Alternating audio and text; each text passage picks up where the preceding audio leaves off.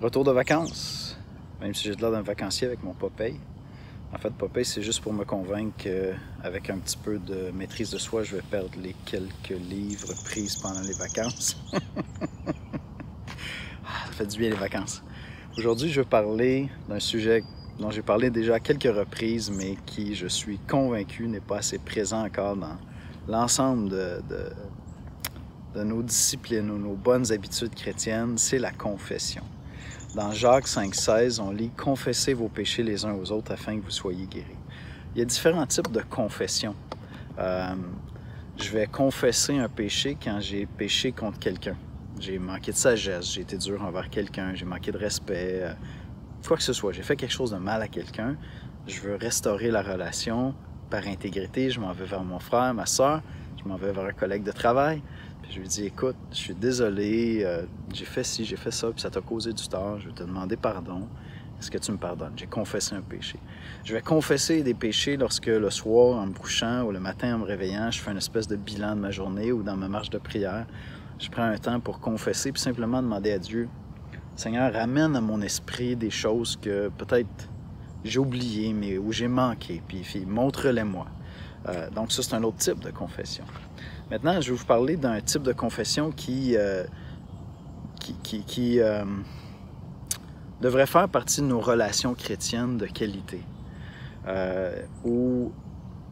Écoutez, on a des appréhensions, on a des craintes par rapport à la confession parce qu'on a une image, des fois, pour les plus vieux d'entre nous, du confessionnal, où tu t'en vas te confesser au prêtre, puis dans les pires des cas, ça va devenir un objet de manipulation, cette affaire-là, puis ça communique l'idée qu'il y a le saint-homme dans l'Église à qui tu dois aller te confesser, puis lui a accès à tous les secrets, alors que c'est clairement dans Jacques 5,16, « Confessez vos péchés les uns aux autres ».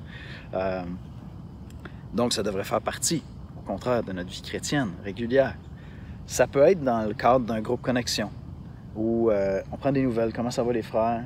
Puis là, il y a quelqu'un spontanément qui va dire, écoutez, je suis impatient cette semaine, je vous le confesse, priez pour moi, je suis irritable, je sais pas, c'est l'été, les jeunes femmes sont moins habillées, puis je les combats avec mes yeux, je vous le confesse, je les confesse à Dieu, mais priez pour moi.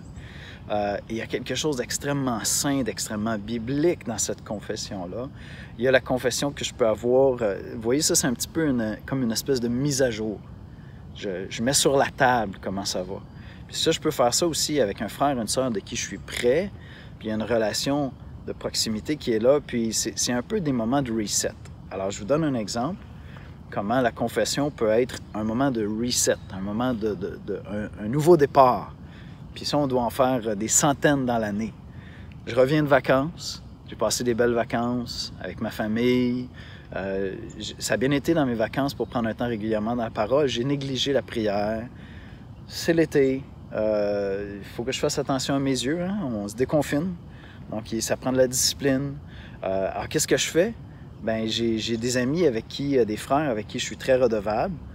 Bien, j'ai pris le temps, je me suis dit, OK, là, je veux bien repartir mon retour de vacances. Il y a plein de choses qui étaient positives dans mes vacances, mais je vais prendre le temps de leur confesser les choses que j'ai négligées, les choses qui ont été moins bien, les choses dont je suis moins fier devant le Seigneur.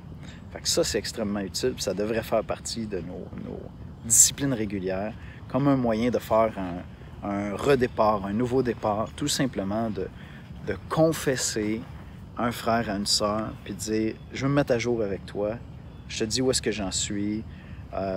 Rappelle-moi l'Évangile, puis prie pour moi, s'il te plaît. Écoutez, c'est comme une vitamine. C'est pas un soin de dernier recours, la confession. C'est une vitamine qui devrait être constamment présente dans nos vies.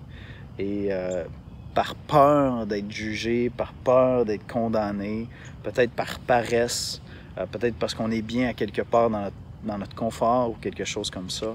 On se prive de ça, mais ça devrait être une vitamine presque quotidienne, au moins hebdomadaire, de mettre les choses sur la table avec un frère, avec une sœur ou avec un groupe connexion.